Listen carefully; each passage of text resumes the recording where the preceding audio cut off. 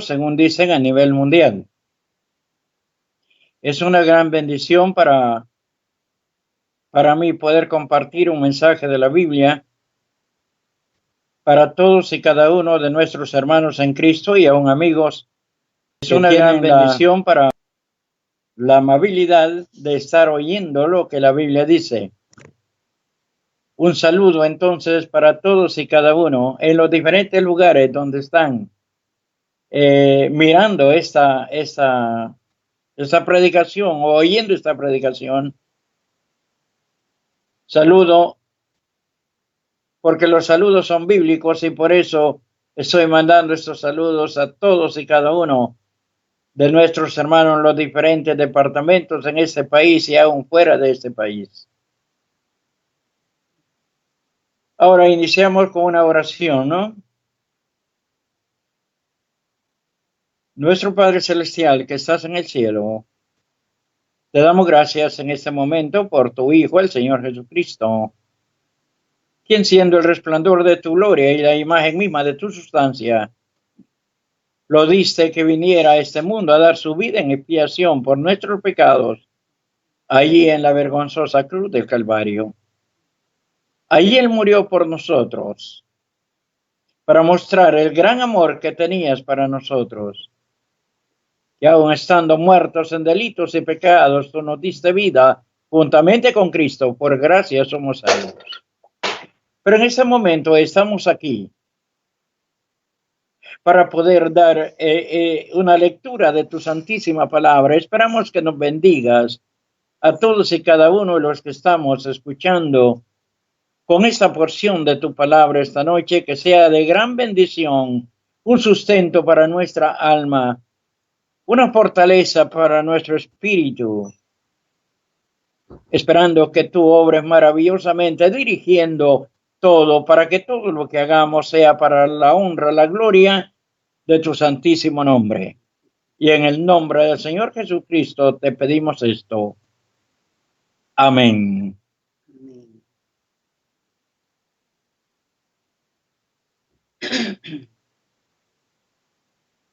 Muy bien. Quiero en este momento invitarles a una lectura que tenemos aquí en Primera de Pedro en el capítulo 1. Es una lectura bien fácil, digamos así, de que podamos entender algo, aunque no todo, porque la palabra de Dios es muy profunda. Nuestra mente es muy fina, pero el Espíritu Santo puede ayudarnos a entender esta verdad. Y quiero compartir con ustedes este tiempo que vamos a estar aquí con ustedes. Quiero compartir con ustedes, leer con ustedes 7 versículos de esa primera carta de Pedro en el capítulo 1. Nos dice la palabra de Dios así. Pedro, apóstol de Jesucristo, a los expatriados de la dispersión en el Ponto, Galacia, Capadocia, Asia y Bitinia, elegidos según la presencia de Dios Padre en santificación del Espíritu, para obedecer y ser rociados con la sangre de Jesucristo. Gracia y paz os sean multiplicadas.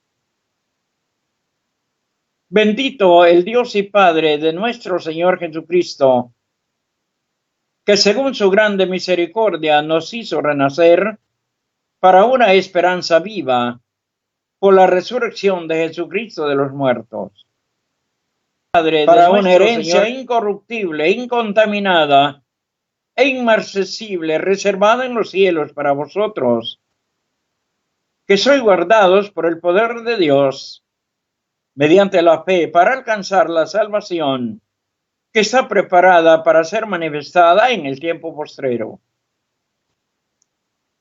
en lo cual vosotros os alegráis, aunque ahora, por un poco de tiempo, si es necesario, tengáis que ser afligidos en diversas pruebas, para que sometida a prueba vuestra fe, mucho más preciosa que el oro, el cual, aunque perecedero, se prueba con fuego sea hallada en alabanza, gloria y honra cuando sea manifestado Jesucristo. Esperamos que Dios se digne en bendecirnos en esa noche con esa porción. Hermanos queridos, aquí estamos para hablar con ustedes sobre esta verdad. Pedro estaba siendo usado por el Espíritu Santo de Dios. Y digo que estaba siendo usado por el Espíritu Santo de Dios, porque la palabra de Dios dice claramente que Él fue quien usó a sus siervos para escribir esas cartas que han sido de mucha, pero de mucha bendición, no solamente aún en un país, sino en todos los países donde el Evangelio ha entrado. Esas cartas son unas cartas de aliento, porque estaba escribiendo a unos hermanos que habían sido expatriados. Y allí estaban ellos, sin lugar a duda, tristes, algo así, podríamos decirlo, porque habían dejado sus hogares, sus lugares, y habían ido para otros lugares, y ahora nos encontramos que están ubicados en 5 lugares.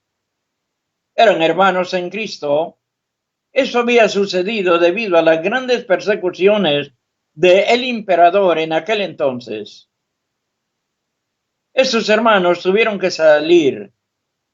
Pero lo que nos maravilla es que estos hermanos habían sido esparcidos, y lo que nosotros podemos ver es que ellos siempre iban testificando del Señor Jesucristo.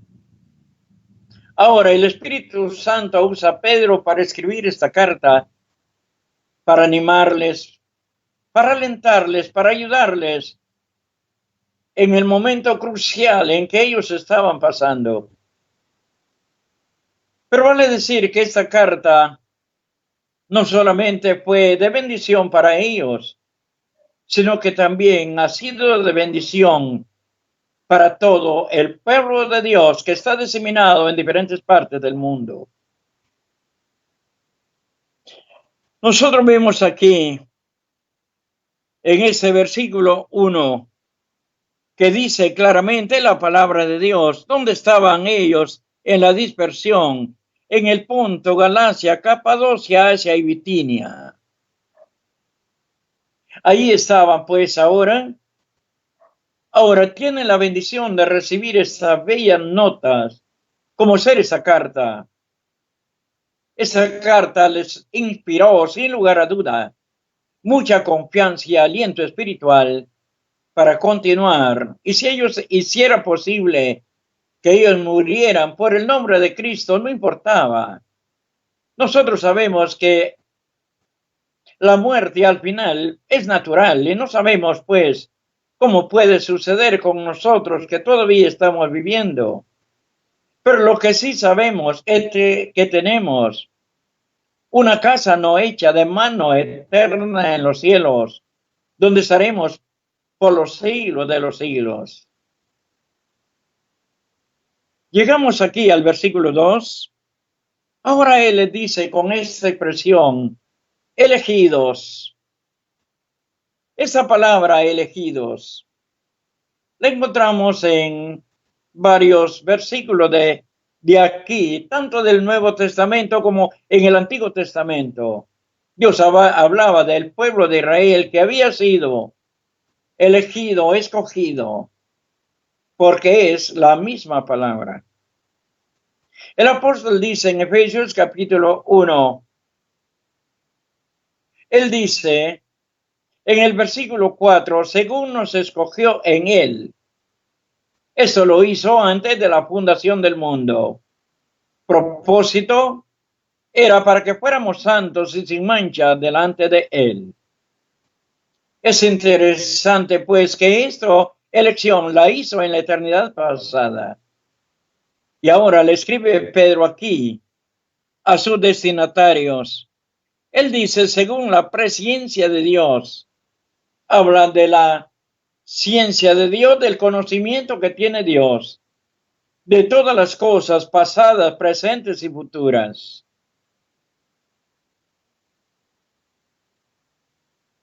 Ahora nosotros vemos en este versículo 2 algo importante que debemos considerarlo. La presencia de Dios Padre, ahora dice en santificación del Espíritu. Aquí nosotros podemos notar lo que el Espíritu Santo está haciendo por mucho tiempo y continúa haciéndolo. Y es buscando la santificación. El Espíritu Santo está moviendo esto en el corazón de cada hijo de Dios para que podamos vivir una vida de santidad. Más tarde nosotros vemos como él dice, sino que como aquel que os llamó es santo, sed también vosotros santos en toda vuestra manera de vivir, porque escrito está, sé santo porque yo soy santo. El Espíritu Santo está desempeñando una función muy importante en los días en que estamos viviendo, promoviendo la santificación. Por eso todo creyente debe de vivir esa vida de santidad. Pero también hay otra expresión aquí que dice para obedecer. El propósito de Dios es que nuestros hermanos, los destinatarios de esta carta, obedecieran. El propósito de Dios es que todo creyente debemos estar obedeciendo lo que dice la palabra. Usted ve, queridos hermanos en Cristo, muchísimas cosas hoy en día. Tenemos esta epidemia que está azotando al mundo. Castigo para la persona que no es creyente. Pero también es una reflexión para el creyente porque mucho creyente está viviendo descuidadamente y no está viviendo a la altura que debe de vivir como hijo de Dios que es. Entonces necesitamos obedecer. Él dice para obedecer. Y luego usa otra palabra, y ser rociados con la sangre de Jesucristo. Interesante esta expresión que tenemos aquí. Ser rociados con la sangre de Jesucristo.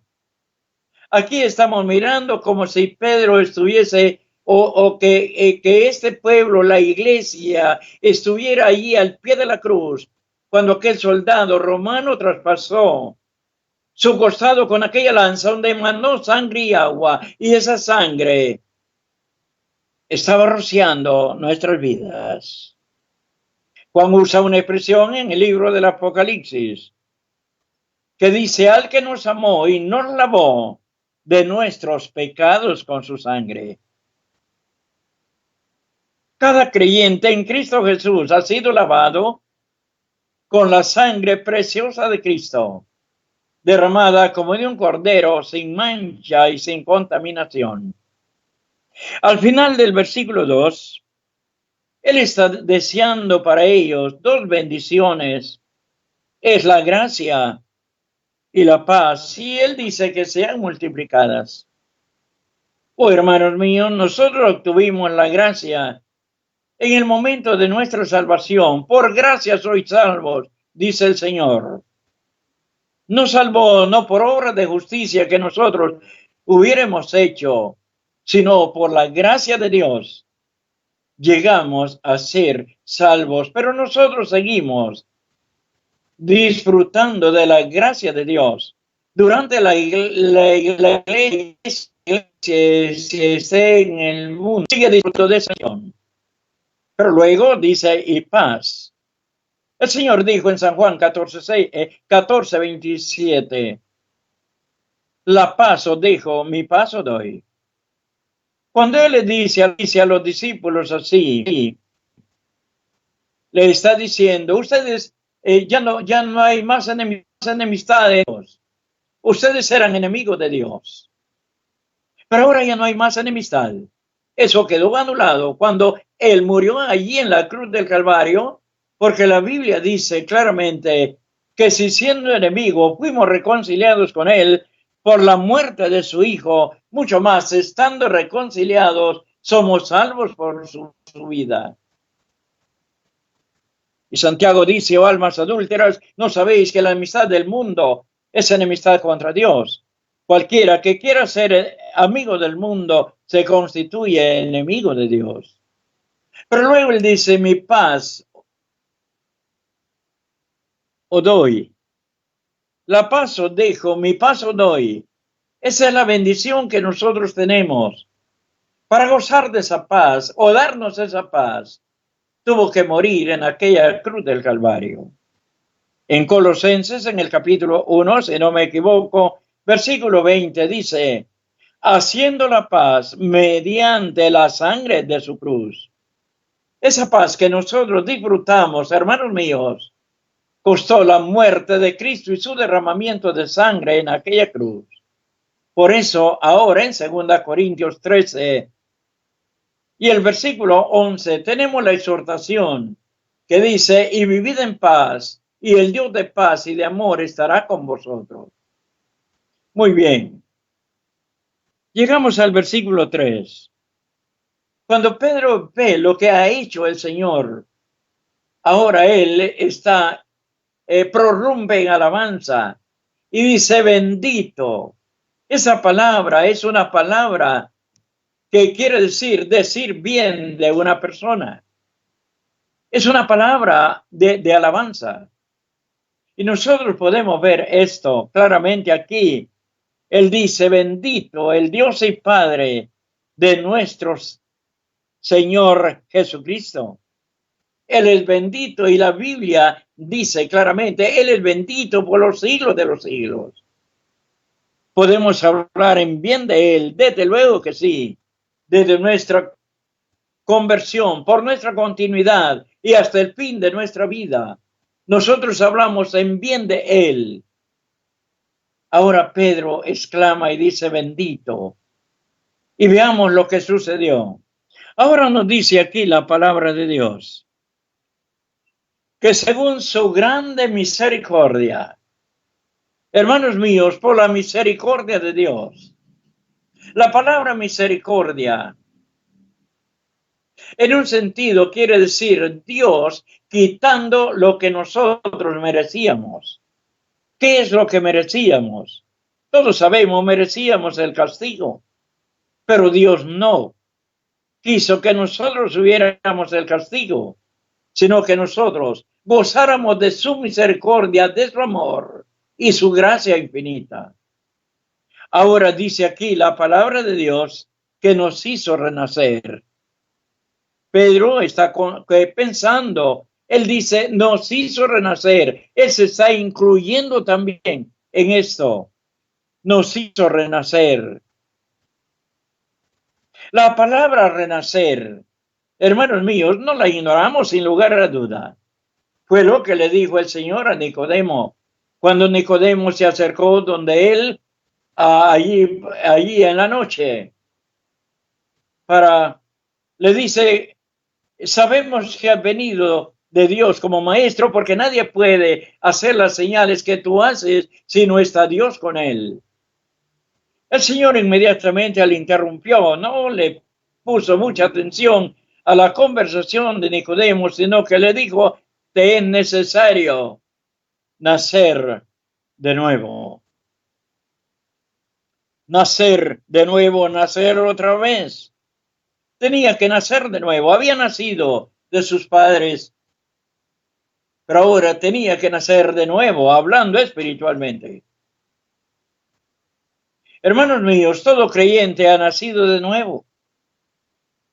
En el momento de su conversión, en el momento que dijo, yo recibo a Jesucristo como mi Salvador personal, en ese momento nació de nuevo. Como ha nacido de nuevo, ha nacido una vez, dos veces, nació del vientre de su madre, nació de nuevo en el momento de su conversión. Como ha nacido dos veces, va a morir una sola vez. Ahora, la persona que no ha nacido dos veces va a morir dos veces. Nace una vez, nació del vientre de su madre, pero nunca quiso creer en Cristo. Nunca quiso recibirle como su Salvador personal. Entonces esa persona nació una vez, ahora como nació una vez va a morir dos veces. Muere físicamente y va a morir eternamente. Si hay alguien que está escuchando esta predicación esta noche y todavía no ha sido salvo, debe inmediatamente ponerse en acción y nacer otra vez, siendo renacido no de simiente corruptible, sino de incorruptible por la palabra de Dios, que vive y permanece para siempre. Entonces, ¿qué sucede? Nosotros vamos si el Señor tarda en morir, vamos a morir nosotros, en venir el Señor, nosotros vamos a morir. Pero no importa, nosotros tenemos la esperanza de que inmediatamente que cerramos nuestros ojos aquí, que esperamos en ese momento. Nosotros sabemos que los ángeles vienen y nos toman y nos llevan y nos centran allí en la gloria eterna, en la casa que el Señor le dijo a sus discípulos. Él les dijo, no se turbe vuestro corazón, creéis en Dios, creed también en mí. En la casa de mi Padre muchas moradas hay. Si así no fuere, yo lo hubiera dicho, voy pues a preparar lugar para vosotros. Y si me fuere y os preparar el lugar, vendré otra vez y os tomaré a mí mismo, para que donde yo estoy, vosotros también estéis. Esa es la esperanza de todo creyente en Cristo Jesús. Entonces ahora dice claramente aquí, la palabra de Dios nos hizo renacer. Pero ahora continúa diciendo la palabra. ¿Para qué nos hizo renacer? Para una esperanza viva. La esperanza del creyente es una esperanza viva. Tiene esa esperanza. Esa esperanza está en él desde el momento que recibió a Jesucristo como su Salvador personal. ¿Por qué es viva? Porque la tiene en una persona que es cierto que murió en debilidad, pero que ahora vive con poder y potencia sentado a la diestra del trono de Dios. Él vive. Ahora nosotros tenemos la esperanza. Esta esperanza es viva porque la tenemos en una persona que vive por los siglos de los siglos. La esperanza del impío, dice la Biblia, es dar el último suspiro. Y ahí termina. Muy bien. Claramente nos dice el versículo 3, por la resurrección de Jesucristo de los muertos. Él no quedó en la tumba. Pensaron que allí iba a quedar en aquella tumba. Pero en el segundo, que Dios había dicho que él iba a resucitar, él resucitó. Y la Biblia dice que resucitó victorioso de entre los muertos. ¿Sabe, queridos hermanos? En su resurrección, él estuvo 40 días con sus discípulos sobre la tierra, apareciéndoles cada 8 días. Pero en un momento determinado, lo llamó al Monte de los Olivos y allí ellos están mirando cómo él levantó los pies de la tierra y va ascendiendo y ascendiendo. Estaban unos ángeles allí y le dice, bueno, ¿por qué estáis mirando al cielo? Este mismo Jesús que ha sido tomado de vosotros al cielo, así vendrá como le habéis visto ir al cielo. No ha venido todavía, pero el Señor viene. Asegura la palabra, los creyentes lo creemos. Y esa es una esperanza que alienta nuestros corazones para seguir siempre en esta lucha de fe. Ahora nosotros vemos pues que en primer lugar nos hizo renacer para darnos esa esperanza viva. por la resurrección de Jesucristo de los muertos. En segundo lugar, en el versículo 4 nos dice para una herencia incorruptible e incontaminada, e inmarcesible, reservada en los cielos para vosotros. Oiga, qué preciosa verdad tenemos en este versículo 4. Él dice, para una herencia incorruptible. Eso quiere decir que no se corrompe jamás. Para una herencia incontaminada, que no se contamina con nada de la vida. Allí no puede haber contaminación la ninguna. Pero también dice aquí, dice la palabra de Dios, que es inmarcesible. Indica, queridos hermanos y amigos, que no se marchita jamás. Y note lo que dice aquí. Claramente dice que está reservada en los cielos para vosotros. Esto es interesante. Esto llena de gozo nuestros corazones. Tenemos una herencia, es incorruptible, tenemos tenemos una herencia incontaminada, inmarcesible. Por eso el creyente aquí en la tierra vive feliz. No importa la circunstancia que pase, pero él vive feliz. Porque sabe lo que le espera allí en el cielo. Está reservada en los cielos para nosotros. Llegamos al versículo 5. En el versículo 5 dice que sois guardados por el poder de Dios. Los hijos de Dios, los creyentes en Cristo Jesús, somos guardados. Estamos aquí en el mundo. Hay peligros enormes aquí en este mundo. Pero el creyente es guardado. Y dice la palabra de Dios que es guardado por el poder de Dios. No mi propio poder. En mí no hay nada. Soy completamente débil. Pero el poder de Dios actúa en la vida de todo y cada uno de los redimidos que estamos aquí en el mundo todavía. Ahora el Señor hace esto a través de sus ángeles. Por lo menos un ángel anda custodiando la vida del creyente. Nosotros vemos en el libro de los Hechos, encontramos que nos dice la palabra de Dios. El capítulo 2 dice que Pedro estaba custodiado ahí en la cárcel, pero el Señor hizo un milagro, lo sacó de la cárcel. Y vino donde estaban reunidos orando, llamó a la puerta, tocó la puerta, salió una muchacha, reconoce la voz de Pedro y de gozo no abrió la puerta y se fue donde estaban orando los hermanos.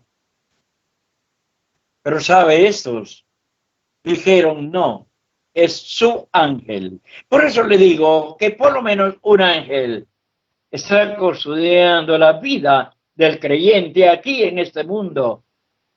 Son ángeles poderosos porque nosotros tenemos lucha aquí y no es contra carne y sangre, sino contra principados, contra potestades, contra las huestes espirituales de maldad en las regiones celestes.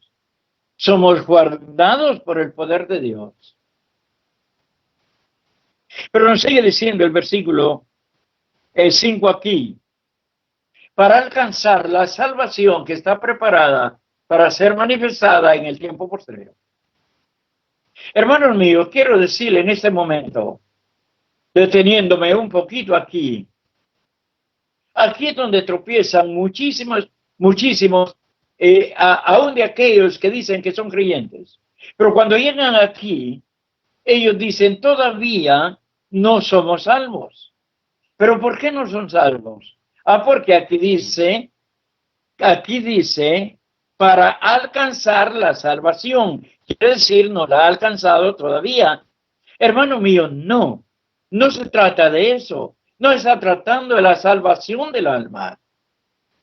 Nosotros fuimos salvos inmediatamente, ya lo dije, de nuestra conversión. El Espíritu Santo vino para morar en nuestros corazones y Él está dando testimonio de esa verdad cada vez más, cada día a nuestro espíritu. Cuando él dice en este versículo, para alcanzar la salvación que está preparada para ser manifestada, se está refiriendo al Señor Jesucristo. Él es nuestra salvación. Y Él está preparado para cuando su Padre le dé, digamos, la orden para venir a sacar a su pueblo de aquí. Él está listo para hacerlo. Está preparado para ser manifestado.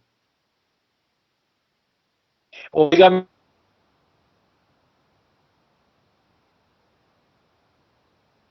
preparado para ser manifestado y dice en el tiempo postrero. Aquí está hablando del momento cuando el Señor venga que venir a sacar su iglesia de aquí. Él es nuestra salvación. Él va a venir a sacarnos de aquí, de este mundo. Entonces, si alcanzamos esto, porque ya no estamos en el mundo, sino que nos fuimos de este mundo. El Señor viene con voz de mando, con voz de arcángel, con trompeta de Dios. Los muertos en Cristo resucitarán primero. Luego nosotros los que vivimos seremos arrebatados juntamente con ellos para recibir al Señor en el aire y así estaremos siempre con el Señor. Entonces no se trata de la salvación del alma, sino de la salvación que vamos a obtener cuando el Señor venga a sacarnos de este mundo y llevarnos a nuestra morada eterna. Llegamos al versículo 6. En lo cual vosotros os alegráis, aunque ahora, por un poco de tiempo, si es necesario, tengáis que ser afligidos en diversas pruebas. Hace una advertencia aquí. Dice, ustedes se alegran. Desde luego que sí, porque ¿cómo que no nos vamos a alegrar? En primer lugar, tenemos una esperanza viva. En segundo lugar, tenemos una herencia incorruptible, una herencia incontaminada, una herencia inmarcesible. ¿Dónde está? Está en el cielo. Ahí está reservada para nosotros. ¿Cómo no nos vamos a alegrar? Por eso el creyente aquí en el mundo vive alegre. Y podemos cantar aquel himno que dice, estoy alegre, muy alegre, muy alegre. Aunque algunas veces cantamos y tenemos el corazón triste. Pero no debe ser así. Pero tenemos nosotros que saber esto, que dice, aunque ahora si es necesario, tengáis que ser afligidos en diversas pruebas. Hermanos míos, Dios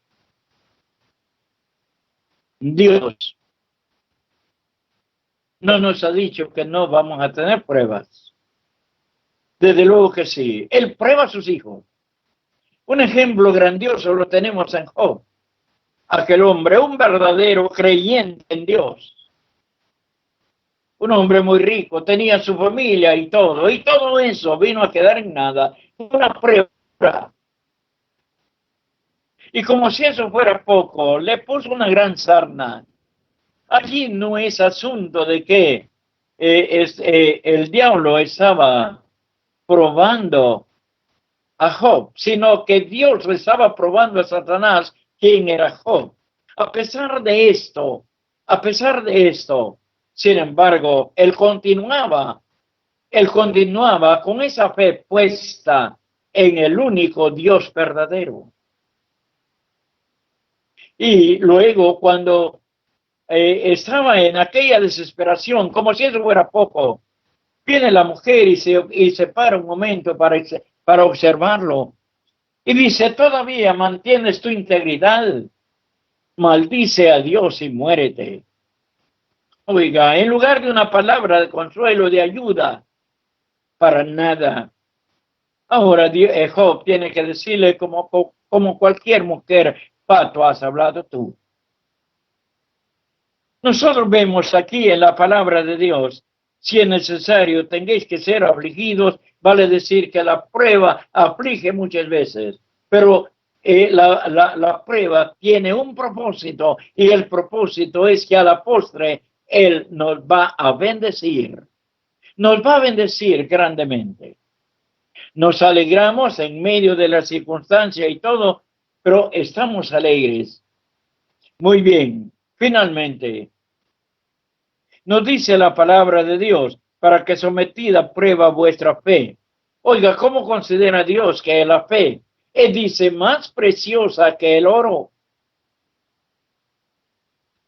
el cual, aunque perecedero, se prueba con fuego, se hallada en alabanza, gloria y honra cuando sea manifestado Jesucristo.